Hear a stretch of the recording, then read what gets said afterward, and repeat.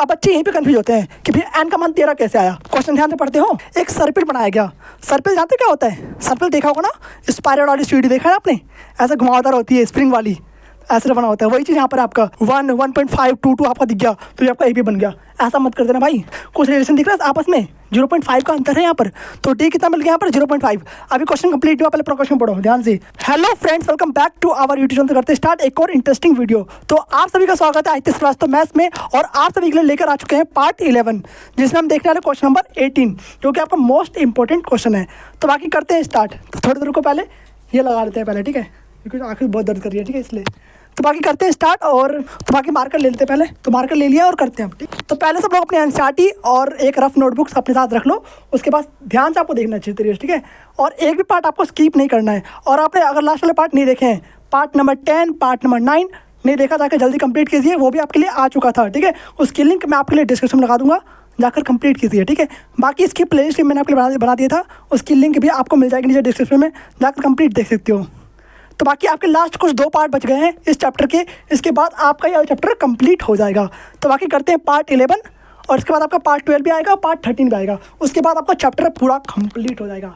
तो बाकी करते हैं स्टार्ट। ये क्यों लगाया? क्योंकि आंखों में दर्द हो रहा है, ठीक है। तो बाकी आपको काम से मतलब है, ठीक है, सगल से मतलब नहीं है। बाकी देखो, ओके। तो बाकी प्रश्न नंबर 18 क्या है आपका? देखो ध्यान से। केंद्र ए से प्रारंभ करते हुए बारी बारी अपनी एनसीईआरटी देखो, चाहते हैं हाँ देख सकते हो, यहाँ पर आपके लिए मैंने क्वेश्चन लिख दिया पहले से, ठीक है। केंद्र ए से प्रारंभ करते हुए आपके लिए मैंने डायग्राम भी यहाँ पे बना दिया, कोई दिक्कत नहीं है। तो केंद्र ए कहाँ पर है? ये रहा। केंद्र ए से प्रारंभ करते हुए बारी बारी से केंद्रों ए और बी को लेते हुए त्रिज्या 0.5 सेंटीमीटर, 1 सेंटीमीटर, 1.5 सेंटीमीटर, 2 सेंटीमीटर, कुछ रिलेशन दिख रहा है आपस में, 0.5 का अंतर है यहाँ पर। तो डी कितना मिल गया यहाँ पर? 0.5। अभी क्वेश्चन कंप्लीट हुआ, पहले प्रश्न पढ़ो ध्यान से। वाले उत्तरोत्तर अर्धवृत्तों को खींचकर एक सर्पिल बनाया गया। सर्पिल जानते क्या होता है? सर्पिल देखा होगा ना, स्पाइरल वाली सीढ़ी देखा है आपने, ऐसे घुमावदार होती है स्प्रिंग वाली, ऐसे बना होता है। वही चीज़ यहाँ पर आपका हर बार आपका क्या हो रहा है कि 0.5 सेंटीमीटर बढ़ती आ रहा है, 0.5 सेंटीमीटर त्रिज्याएं आपकी बढ़ती आ रही है हर बार। जैसे कि ए से जैसे बी पर जाएंगे 0.5 सेंटीमीटर त्रिज्या बढ़ गई, फिर बी से सी पर जाएंगे तो 0.5 सेंटीमीटर त्रिज्याएं बढ़ जाएंगी, 0.5 सेंटीमीटर इस तरफ भी और 0.5 सेंटीमीटर इस तरफ भी, ओके। तो बाकी जैसा कि आकृति में दर्शाया गया, आकृति मैंने आपको बना दिया है 13 क्रमागत। यहाँ पर आपको ध्यान रखना है, क्या लिखा है यहाँ पर? 13, मतलब एन आपका कितना मिल गया? 13। ये बात आपको याद रखना है। 13 क्रमागत अर्धवृत्तों से बने इस सर्पिल की कुल कितनी लंबाई होगी, मतलब आपको लंबाई बतानी है। सिंपल सा आपको एसन ज्ञात करना है। अब आपको पहले एपी बनाना होगा, आपको एपी तो दिया नहीं है, एपी सबसे सिंपल है भाई। पहला मुझे बताओ कि आपको क्या विड्थ का परिमाप पता है? अगर नहीं पता तो आप यहाँ क्वेश्चन सोल्व ही नहीं कर पाओगे। आपको पहले विड्थ का परिमाप पता होना चाहिए। तो विड्थ का परिमाप क्या होता है? 2πr, और अर्धवृत्त का परिमाप क्या होता है? πr। उसका फॉर्मूला आपका यहाँ पर यूज होगा। तो चाहे आपको दी गई है, आपको फॉर्मूला इनपुट करना है और आपका एपी बनते जाएगा लगातार। देखो कैसे। प्रथम पद क्या आएगा आपका? 0.5 सेंटीमीटर वाला अर्धवृत्त कितना होगा? 0.5 सेंटीमीटर पाई। अर्धवृत्त का परिमाप क्या होता है आपका? पेरीमीटर ऑफ सेमी सर्कल, ठीक है। पेरीमीटर ऑफ सेमी सर्कल क्या होता है आपका? πr होता है। कितना होता है? πr। और r की वैल्यू क्या है पहले के लिए? 0.5 सेंटीमीटर दिया हुआ है आपका। तो पहली एपी क्या बन गया आपकी? एपी का पहला पद क्या बन गया? 0.5 सेंटीमीटर, यानी कि 0.5 पाई बन जाएगा आपका, ठीक है। तो एपी का पहला पद आपका बन चुका है 0.5 पाई, ओके। जो आपका पेरीमीटर बनता है वो आप उसी से आपका एपी बनते जाएगा, यानी कि पहले आपको फॉर्मूला पुट करना है पाई आर में, उसके बाद आपका एपी तैयार होगा।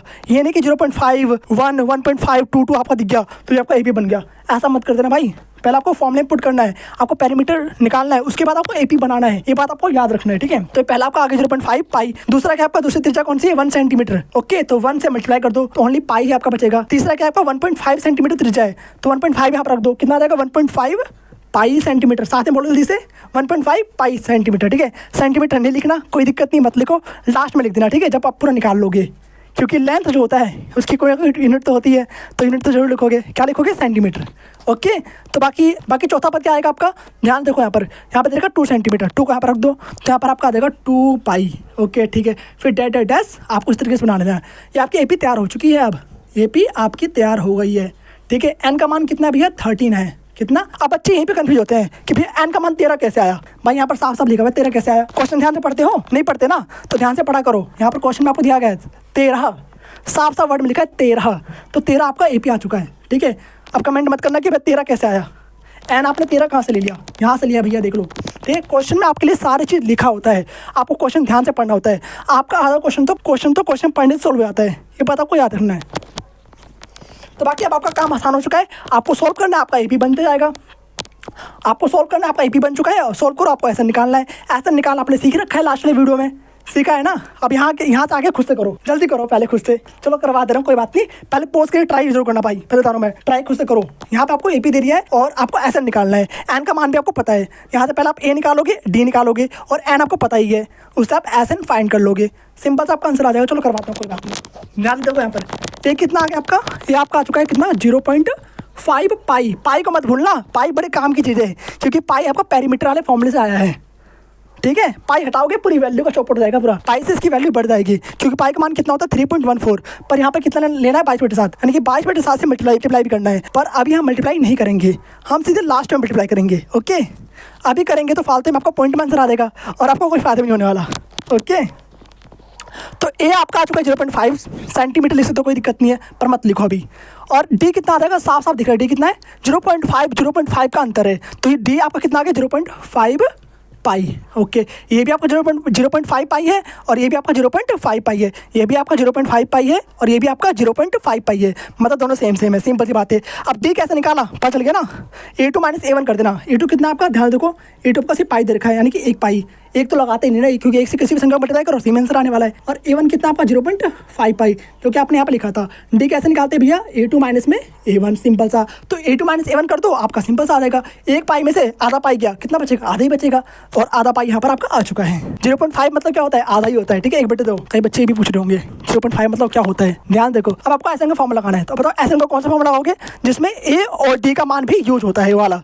A वाला मत लगाना भाई यहाँ पर, A वाला यहाँ पर नहीं लगेगा, क्योंकि यहाँ पर AN का मान आपको नहीं पता। तो N/2, SN का फॉर्मूला क्या आपका, N/2 ब्रैकेट में 2A प्लस में N - 1D, बाकी सारी की सारी वैल्यू को यहाँ पर पुट कर दो, आपका सिंपल सा आंसर निकल जाएगा।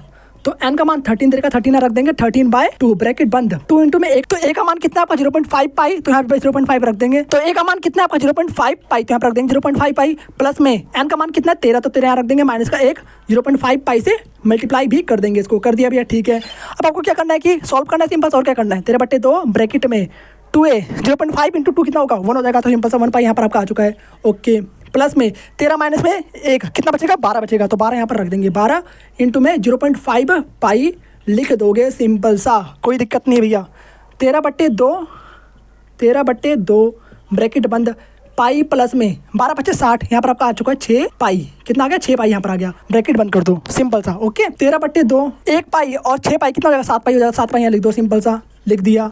अब देखो 13/2, अब यहाँ पर आपको क्या करना है कि एक ट्रिक वाली बात है कि यहाँ पर जो पाई का मान है आपको खोल देना है, सिंपल सा, आपका सॉल्यूशन आते जाएगा। आपको यहाँ पर पाई का मान खोल देना, आपका आंसर आते जाएगा। तो 13/2 ब्रैकेट बंद मल्टीप्लाइड बाय 7 इंटू में पाई का मान कितना दिया यहाँ पर 22/7, 3.14 नहीं रखना, जो क्वेश्चन में दिया जाता है पाई का मान, वही पाई का मान आपको पुट करना होता है। तो 22/7 यहाँ पर रख देंगे, रख दिया। अब बाकी जो कट रहा है उसको काट दो, बाकी को ऐसे छोड़ दो।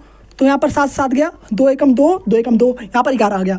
तो 13 × 11 करते ही आपका आंसर निकल जाएगा। तो कितना आंसर आ गया, 11×33 का 3 हासिल, 11×33 का 3 हासिल, 3 हो गया, और 11 एकम 11 और 3 14, यानी कि 143 सेंटीमीटर आपका आंसर आ चुका है। कितना, 143 सेंटीमीटर। ये क्या आपका S13 आया है, S13, और यही हमें निकालना था क्वेश्चन में। तो बाकी इस सर्पिल की कुल कितनी लंबाई है, 143 सेंटीमीटर है। और ये क्वेश्चन सबसे ज़्यादा इंपॉर्टेंट है भाई, इसको अच्छे से ध्यान दो, ठीक है। अगर समझ में ना आए तो दोबारा से रिपीट करके देखो, बाकी ये क्वेश्चन मोस्ट इंपॉर्टेंट है, और ऐसे क्वेश्चन आपको एग्जाम में आपको देखने के लिए मिलेंगे, ठीक है। थोड़ा ट्रिकी क्वेश्चन होता है ना, क्योंकि कि एक सर्पिल बढ़ाया, हर बार आपका 0.5 सेंटीमीटर बढ़ रहा है, यहाँ पर आपका फॉर्मूला भी यूज हो रहा है, यहाँ पर आपका फॉर्मूला भी यूज हो रहा है, तो थोड़ा मतलब थोड़ा ट्रिकी क्वेश्चन है, तो आपको ध्यान से देखना है, ये बात आपको याद रखना है, ठीक है।